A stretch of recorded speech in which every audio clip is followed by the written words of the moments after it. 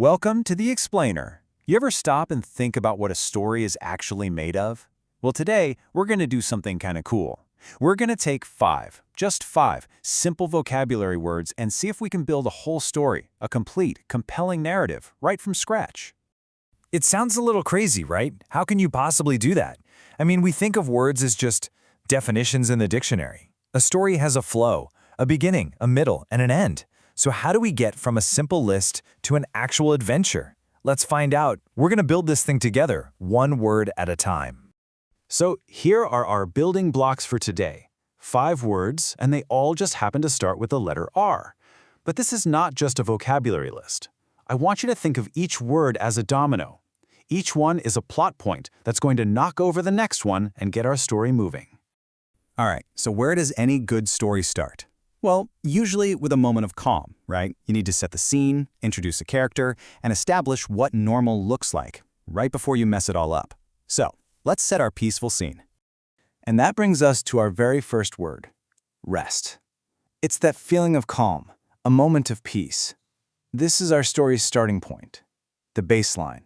But as we all know, in any good story, that calm, well, it's not going to last long. And just like that, we have our hero. Meet Jim.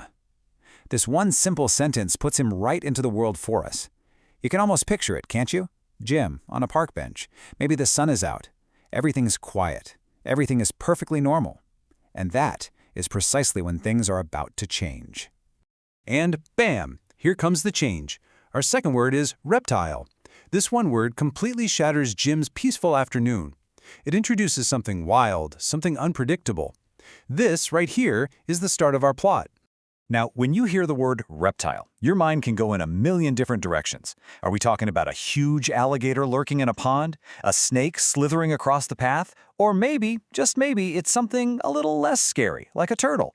The possibilities are suddenly wide open. So, yeah, that peaceful scene is officially over. Our guy Jim, he can't just sit on the bench anymore. He's been pulled into the action. This is that critical turning point where he has to stop just watching the world and actually make a choice, a decision on what to do next. And this leads us to our third and maybe most important word, remember. See, before our hero can act, he has to think. What does he know? What past experience can help him right now? This is that light bulb moment, the pivot, where a memory is going to spark an action. This slide just lays it out so perfectly, doesn't it? Jim's at a crossroads. If he forgets, the story fizzles out. It's confusion, inaction. But if he remembers, boom, a flash of insight, a path forward becomes clear. His choice here is about way more than just a reptile. It's about whether he's going to be the hero of this story. Okay, so he's seen the reptile. He's had that flash of memory. Now what? Well, now it's time for the climax. This is the part of the story where thinking turns into doing, and we get to the most exciting moment. And our fourth word is a big one, rescue. What a word. It just screams action and heroism, doesn't it? This single verb tells us there's danger, the stakes are high, and Jim is about to step up. He's not just sitting on a bench anymore, he's acting on what he remembered. And there it is, the climax. So now we know the reptile was a turtle, and it was in some kind of trouble.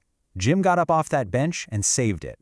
That one sentence pays off everything we've built up, turning our resting guy into a real, active hero. But a story can't just end with the action. We need a resolution. What happens because of what Jim did? Our final word, respect, gives us that answer. It's the emotional payoff, the result of his heroic moment. And respect can mean a few different things, which is what's so cool. I mean, look at these examples. Someone might admire his bravery. Someone else might value his quick thinking. And maybe, just maybe, some people who saw what happened now revere him, looking at him with this newfound awe. His one small action totally changed how people see him. That's a powerful ending. So let's take a step back. We started with what felt like 5 totally disconnected words. And now, somehow, we have a complete story. Let's put it all together and take a look at the whole journey. This timeline just lays it all out, plain and simple. We started with rest, that's the setup. Then the reptile appears, that's our inciting incident. The turning point is when he has to remember. The climax, of course, is the big rescue. And the whole thing wraps up with the resolution, respect. Each word was a perfect step in the plot, building a full story arc. So the big takeaway here is that words aren't just definitions locked away in a book. They're potential plot points. They're little seeds of a story, just waiting for you to connect them.